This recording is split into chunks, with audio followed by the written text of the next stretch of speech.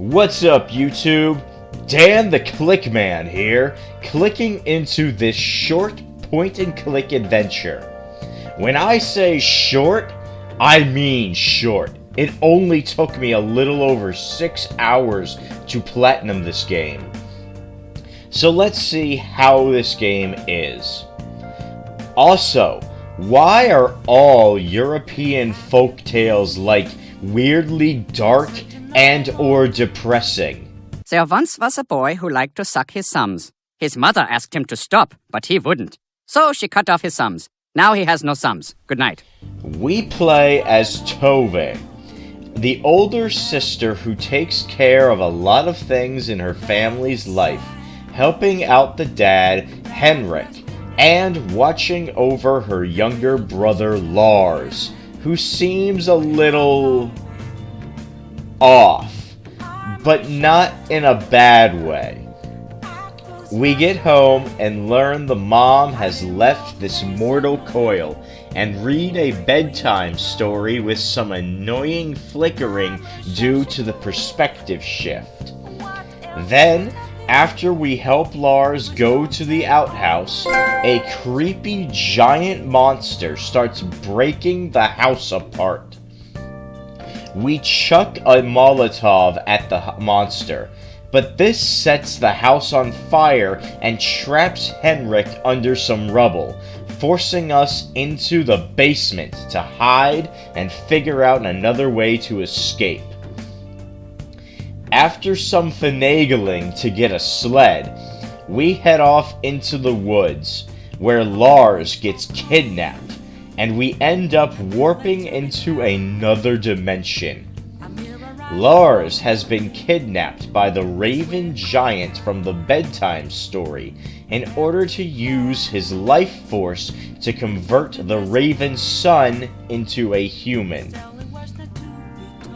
Tove must rescue Lars, and in this second chapter we must help and trick a couple of trolls, rescue sentient trees for fast travel, help bring back some talking frogs to their mother, get kidnapped by the ghost of a drowned soul, get a flute to control water, and with all of that done, we can proceed to wake up the first of the 3 good giants, the wolf. Doing so shows us the parasite weakening the wolf, and in order to remove it, we must face Tove's past, learning that Tove had many issues dealing with the passing of her mother. Once we surpass this past, we can solicit the wolf for aid. Then we need to go rescue the bear, who has another parasite, but also is being screwed over by a nasty demon spider. Said spider kidnaps us, and we enlist the aid of light, crystals, and the Tomta to escape.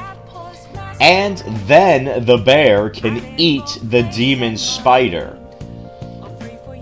We then must go through another lengthy memory sequence to remove the bear's parasite.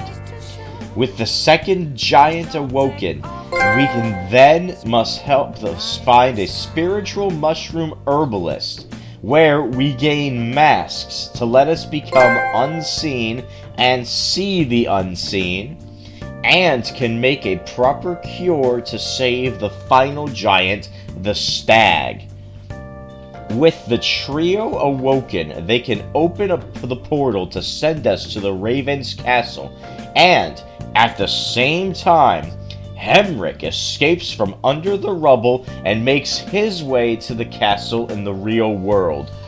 Here in the final leg, Tove and Henrik must work in both dimensions to solve the castle's puzzles, imprison the bizarre bird people, and finally send Tove up to confront the Raven.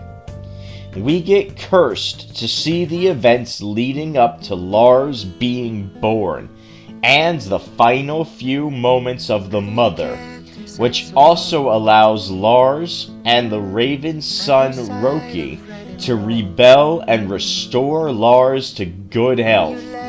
Although Lars still looks rough in the scene here. The giants reconcile and ascend to the next realm, while Roki needs to proceed on his own. After the credits, the final trophy popped, and we get a kinda happy ending.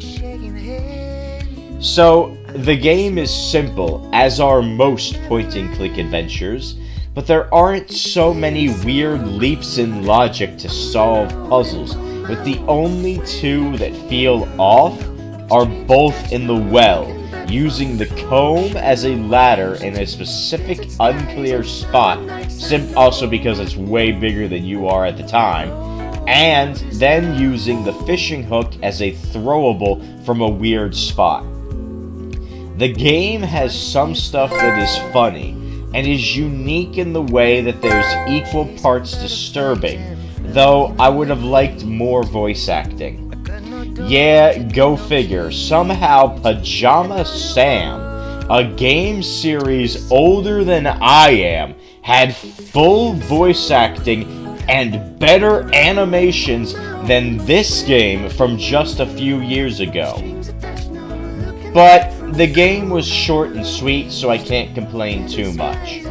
The platinum is like a 3 out of 10 due to the insane amount of missables, with the worst being to make sure Tove and Henrik say all of their dialogue, which sometimes barely changes. As for the patented Dan the Ranking Man rating, the game gets a 92 out of 100. It was pretty good, but could be bettered by having a bit more content, and, most noteworthy, voice acting. Oh, and a manual save, and not just autosaves. So, like and subscribe, comment down below if there was any puzzle that really stomped you in this game, and remember, only losers would use tax dollars to fund a video game.